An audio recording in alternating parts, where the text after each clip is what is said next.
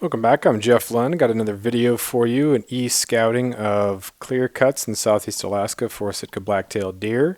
There are two main reasons why you're going to want to scout clear cuts. The first one is it is a method of getting up higher on mountains.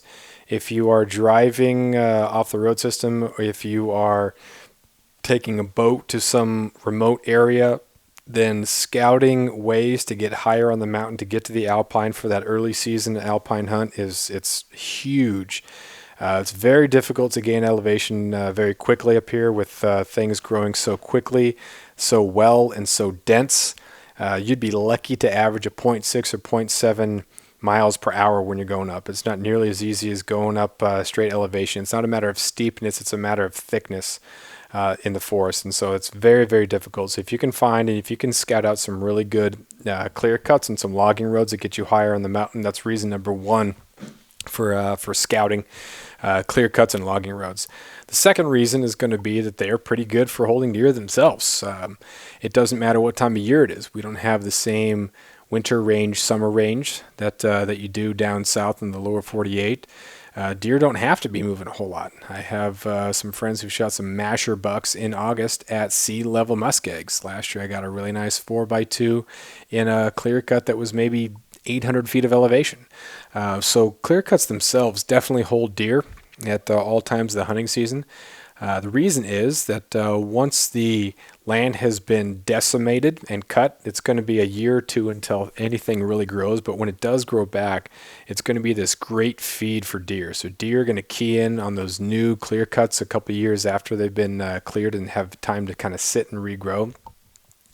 The top side usually has this great timber, so it provides the shelter that they need, and then all the food that they could ever want is in the clear cut. And so I really like looking at new clear cuts and looking at this top edge here where the timber meets the clear cut.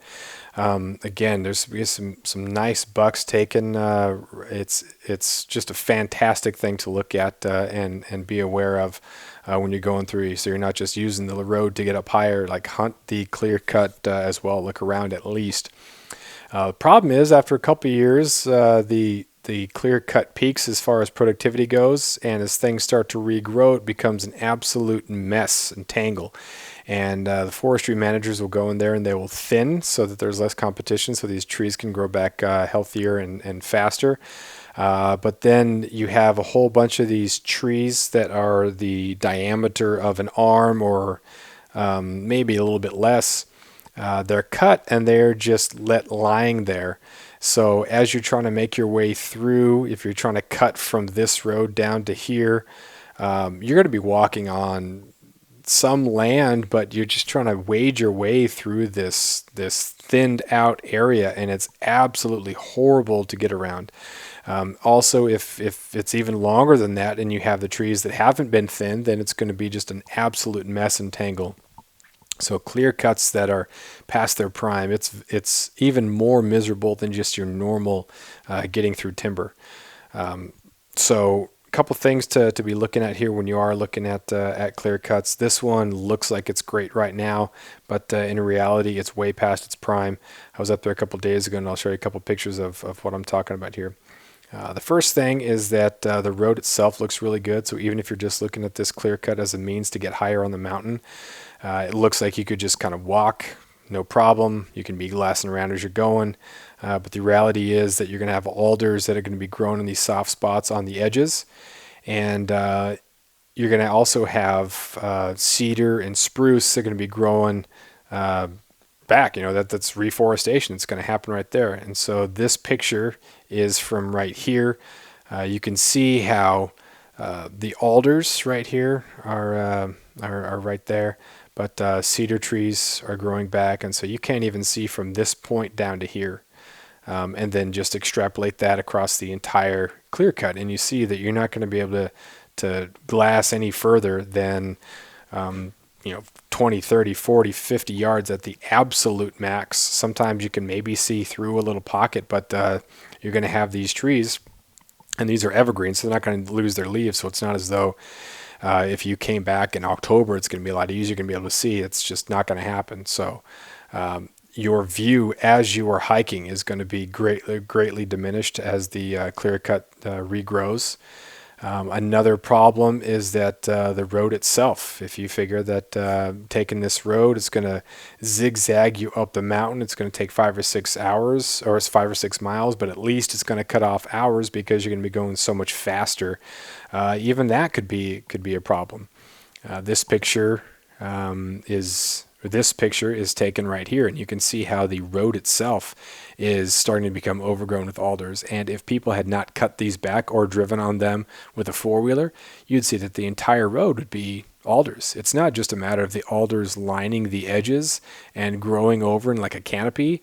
It is growing up from the surface itself. And so while all these alders would not make it impassable, it's certainly going to make it more frustrating. And if you scouted this out thinking this is going to be your way up the mountain and you encounter 5 or 6 miles of this, that's going to be horrible.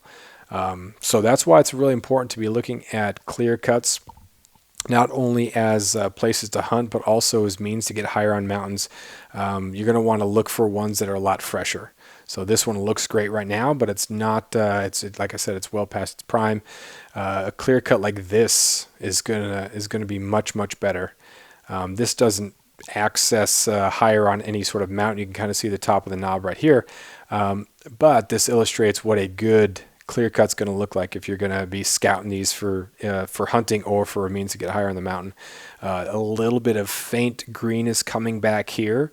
So that means that between when this picture was taken and today, this is starting to grow in with some great stuff that the deer are going to be looking for. Again, the top edge is where you're going to be looking to get some access to deer, or be looking to glass for some deer.